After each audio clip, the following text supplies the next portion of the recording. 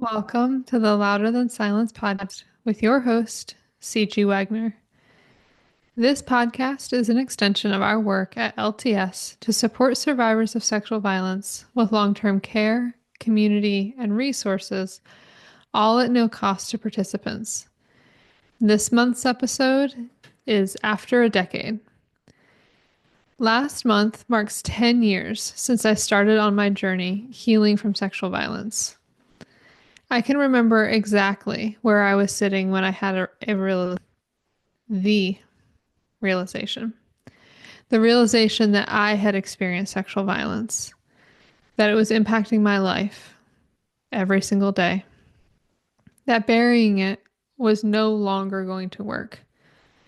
It was now right in front of my face, and it shook my world to its foundation. After that moment, I went home in the process, not really knowing what it was I was embarking on. The first few months were riddled with profound grief. There were too many nights I'd find myself sobbing on the floor. I took the step of writing down my story, which was agonizing. Seeing the truth in front of me in black and white made it impossible to dismiss any longer. I made a plan for who I would share with and in what order. I printed out my papers, sitting with trembling hands and tears running down my face as I shared this raw and real part of myself. Each time, I was completely unsure how the other people would react. Each time, it felt like too much. Each time, I felt a little more free. Each time, I saw the damage a little more clearly. As I continued to pull on that thread, the journey went deeper. I walked through the most fetid and darkest parts of my story, refusing to look away. I saw the parts of myself that I had hidden away for years, and the parts of myself that were behaving in ways that weren't in line with my values. I experienced the dark night of the soul over and over again until the light finally broke through. In those early days, on most days, I felt broken beyond repair. The pain felt like it was swallowing me whole. I was desperate for relief, but also knew in my bones that the only out was through. I experienced healing that feels nothing short of a miracle. Day in and day out, pointing myself in the direction of health, peace, and abundance. I took steps. Some days those steps felt impossibly heavy and fraught, and other days it felt like sprinting.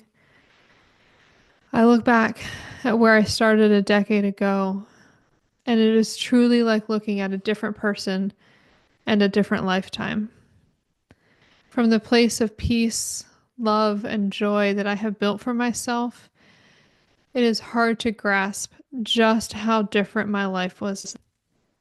And I grieve for that woman, the one who had so many wounds just trying to survive for another day. But then I also feel like I've done right by her by creating this life. So I'm going to take a look back and share some of the biggest lessons I've learned along the way with all of you. We are in the middle of our Survivors Have Paid Enough series, and today we are taking a little side quest in this journey. Typically in this series, we've been exploring 8 areas of health and dive into how survivors of sexual violence have all areas of their lives impacted by the trauma experienced. We also learn about ways to improve these areas of health and see life transformations that we want. We started this series by exploring how mental health is affected by sexual violence and taking a deep dive into PTSD. We then began unpacking emotional health and what it looks like to feel big emotions and practice good emotional hygiene. The last few episodes, we started talking in depth about relationship health, how to identify safe relationships, and a whole lot about boundaries.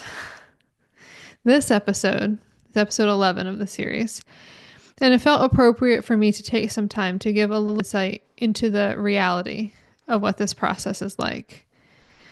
Though I try to demystify the healing process and what this work is, it's something to hear about a topic and yet another to hear a person's story of what we're really doing here and why this matters. And as I sit here putting together my thoughts, I'm trying to distill the lessons that I've learned in a decade into a reasonable amount of information. Honestly, it could be a whole podcast series in and of itself just to talk through all the ways my life looks different because of what I understand now that I didn't before.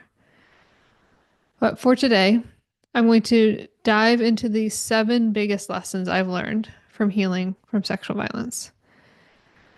The first lesson was actually about the unlearning that had to happen. Silly me. I thought that addressing the sexual violence I experienced would be all about the damage done by other people. And of course, that's part of it. Of course. But I had no idea that dealing with repeated trauma from a young age meant that the pathways in my brain were cemented around some really unhealthy and harmful ideas about how the world worked and my place in the world. And as it turns out, I was living out beliefs that I no longer held, making decisions that created more struggle for myself, and was putting myself in harm's way over and over again. I don't possibly have the time to go into all of the lessons I have had the opportunity to unlearn. But here's a smattering of some deeply held but unknown beliefs that I carried with me for years. Life will always be a struggle.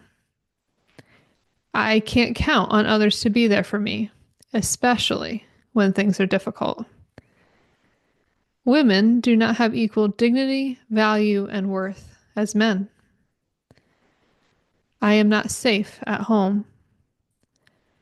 I should expect romantic relationships, faith communities, and workplaces to be abusive. God wants me to suffer. I will be punished for pursuing what I want. As I wrote these notes, looking at this list, it just takes my breath away. As it turns out, we can't pursue healing one trauma or one designated area that we've been harmed in without others coming to the surface to be addressed as well. We are multifaceted beings.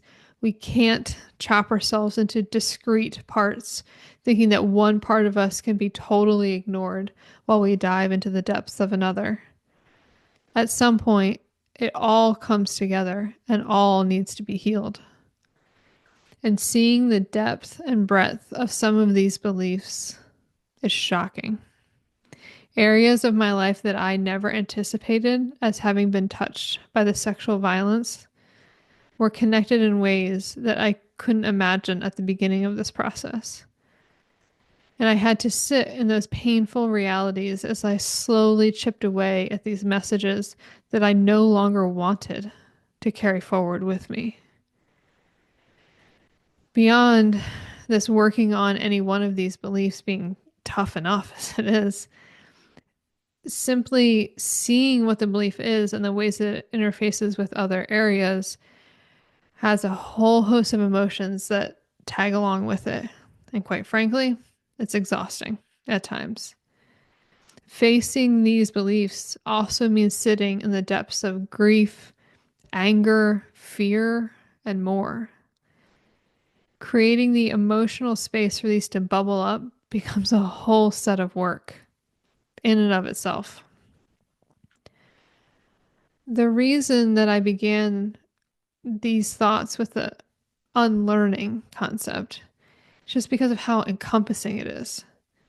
There are still lessons that I'm unlearning a decade in. And if I'm being honest with myself, I anticipate that there will be other lessons that I don't even know about yet that I will be unlearning a decade. It's the joy and the burden of growing and healing. After the unlearning, the next skill that I learned was that this healing journey is about expanding the window of tolerance across all areas. As I've mentioned in this series, we talk about 8 areas of health in the work that we do at LTS. These health areas have different levels of impact from the trauma from person to person based on natural skill sets, types of trauma, and other life experiences. For the longest time, I thought that expanding the window of tolerance meant specifically mental and emotional health. And that's a huge part of it for survivors of sexual violence. Both of these areas are significantly impacted by the trauma we experience. True for me. As I was in EMDR, I focused heavily on seeing the blockages in these 2 areas and working on removing those to allow myself more freedom. And a few years ago, I started recognizing that my physical health had been impacted too, and I wanted to address that. I began the body work part of my healing process, but it took until just a few months ago for me to realize that that too is another form of expanding my window of tolerance. Once I had that understanding, I came to terms with the fact that all of this healing work is exactly that.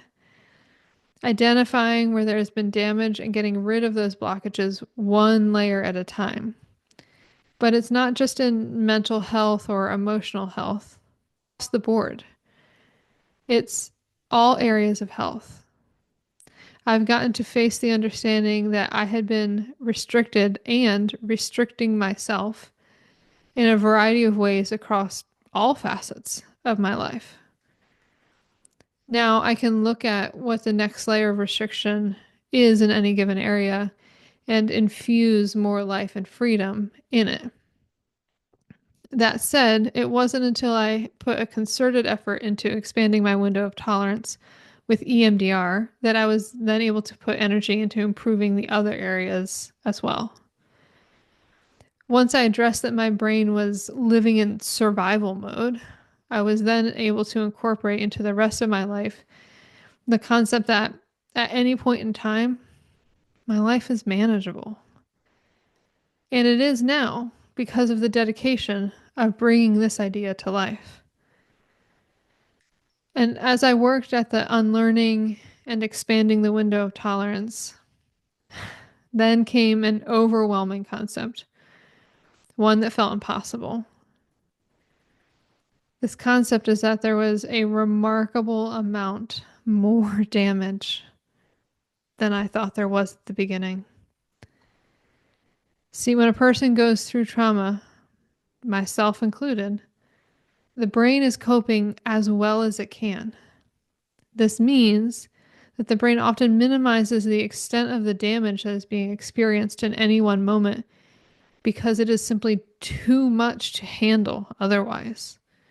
It is one of the great coping skills that we have. But it's only in unlearning and expanding the window of tolerance that the brain can allow something to come to the surface to be addressed and let go of. One of my friends and I joked while in this phase about awareness fatigue. It felt like there was always just one more thing that was coming to the surface, one more thing to work through, one more piece of damage that I was unaware of before and that I now had to deal with.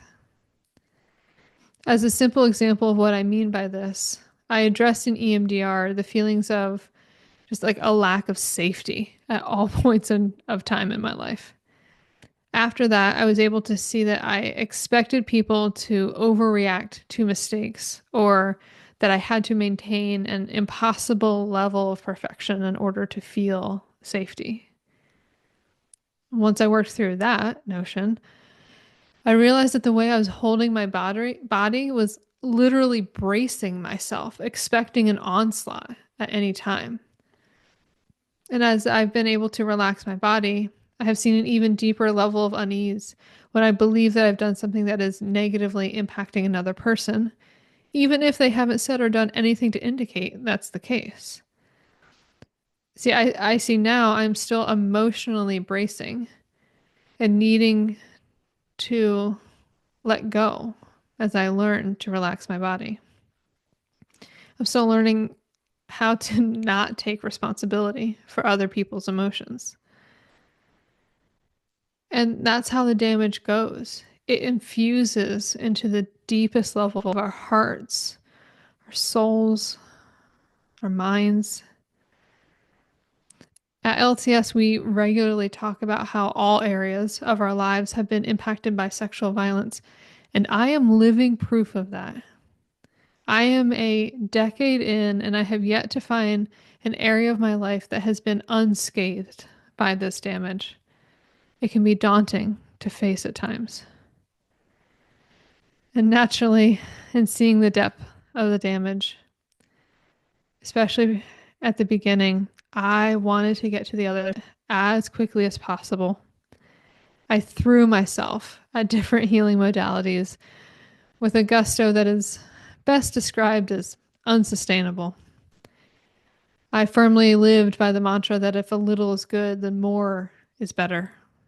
I sprinted towards the thing that I thought would be the fix. Once I started the healing work, I wanted to alleviate the pain and the discomfort as quickly as I possibly could. And like many other survivors, when facing the wounds, at first it felt like I made my life worse by addressing it. There's a lie that says that keeping it locked inside will make things tolerable, that life is better lived without acknowledging these painful things. And even as loud as that part can be sometimes, our true selves know at our core that the only way out is through, which means facing all of it. Sorry, I had to plug in there for a second. But I didn't want the one step at a time. I mean, honestly, who does? Of course, we want the pain to be part of our past, not part of our present. We want to say that it was way back when, not today, not in this moment in time. But because of what I said a few minutes ago about our brains protecting us, we believed for a long time that it wasn't that bad. Because when we see how bad it really was, we don't want to sit with all that comes from that knowledge. We don't want the day in and day out that comes from the process. And that is absolutely what I wanted and what my mindset was for a very long time. Back in my 20s, a mentor asked me if I understood what made for a good life. I'm pretty sure I looked at him blankly because I had no clue. He said, all that it is making decisions for that current day to have a good day. And enough of those days strung together makes life a good one. Me and all of my wisdom wasn't buying it. I thought for sure that had to be something bigger or grander or something outside of myself that decided on my behalf if I had a good life or not. A large part of this was not wanting to realize the level of power and control I had over my life. I believed for so long that I didn't have that much influence. It was part of the unlearning to see that it was, in fact, me who made the decisions to give myself the life that I wanted. That meant that it was up to me. And once I embraced that, I wanted all of the bad things to be behind me and only the good things in my life. I kept searching for that one thing that would make my life what I wanted it to be. And the brutal truth of it is that there is no flipping the switch. Things don't go from complete darkness to fully lit with one flick of the wrist. When facing the dark night of the soul, it's more like slowly bumping up the dimmer switch. One lumen at a time, bringing the light into the dark space. When the light gets brighter, we can see the things that we couldn't see before and set our sights on clearing those out next. It's a process, a long, slow process. And as I mentioned, when I started out, I sprinted towards what I wanted for myself, hoping I could flip the switch. And I've seen other survivors do this too. Once a person experiences a taste of freedom, they want all of it, all at once, understandably. But then they get overwhelmed and need to take a pause from the healing work before picking back up again. And I did that too, more than once. And this is all part of it. Learning what our tolerance is, what we can handle, and then we expand our ability to handle more. But it's always and forever one day at a time. There's no other way. And one day at a time translates to a myriad of ways. While we unlearn and expand our windows of tolerance, we face the depths of what we need to heal and then take the steps we need to gift ourselves the life that we want. And if I was to boil down taking the steps that we need to take to give ourselves the lives that we want, it would reduce to one word: boundaries. It's all about boundaries, all of it. It's understanding our limitations and what we need to be healthy. It's recognizing what's been harmful and creating padding so those things can't continue to impact us. Boundaries, friends, boundaries. I just did 2 different episodes on boundaries, so I'm not going to expound here on what I mean by boundaries or how to apply them. For me, I realized I couldn't answer the question, what do I want? And if I could recognize what I wanted, I didn't know how to follow it up with so I will fill in the blank. I'm still working on understanding the first part of the equation. It can be a real challenge for me to identify what I want in certain circumstances, particularly in close personal relationships. Like all people, there are some areas that feel natural and easy to understand and others that feel more difficult. For instance, when it comes to work, I can see what I want pretty clearly and take it from there. But I feel much more uncertain when navigating personal relationships, since that area has always felt more confusing. That's where so much of the damage had been done. With time, I'm holding on to what I want more and more and making the decision to give myself those things. That means I'm putting in boundaries. Boundaries keep out the things that damage and throw the gates wide open for the beautiful and good things. And for the longest time, I thought that boundaries were selfish, self-centered, sinful, and more. I was frequently punished for attempting to establish boundaries for myself in the earlier part of my life. Allowing myself to see that I need certain things to be healthy and happy means that I, in fact, can be more available and present for those I choose to give my energy and time to. The more I put boundaries in, the better my life is. The more peace I have, the better I can show up for people in my life. I don't know if I can express enough the importance of learning boundaries. It has totally changed my life. Boundaries, friends. Boundaries. Through all of this, these years of one day at a time and boundaries and unlearning and expanding the window of tolerance, I learned a vital lesson about healing from sexual violence. Trauma-specific care is key. There are lots and lots of trauma-informed resources out there, and they are absolutely needed. Don't get me wrong.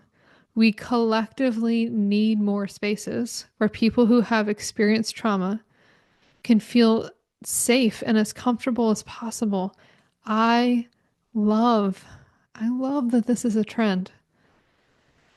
But something being trauma-informed means that they understand how to not perpetrate further harm.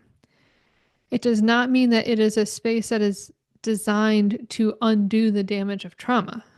Those spaces are trauma specific. And trauma specific naturally is key for the people who are healing from trauma. Probably makes sense. But one of the metaphors I use is that if your house is on fire, you can use a garden hose to try to put out the fire.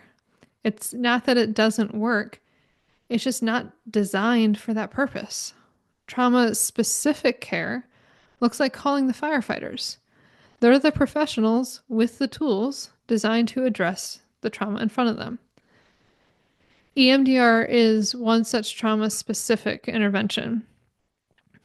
When I say that it changed my life, it's the understatement of the year. I mean, perhaps more like the understatement of a lifetime. Doing EMDR is what inspired me to start Louder Than Silence. It made enough of an impact in my life to want to offer it to as many other survivors as I did. Started LTS with that mission. And as I've continued to shine light into the dark areas, I've seen that approaching the wounds with treatments that recognize the trauma has a deep and lasting impact, and then undoing that damage made all the difference. I'm holding space for being at the points in my journey that I've been at, but I do wish that I understood this earlier on. So trauma-specific care is one side of the coin, and community is the other. As they say, community is the antidote.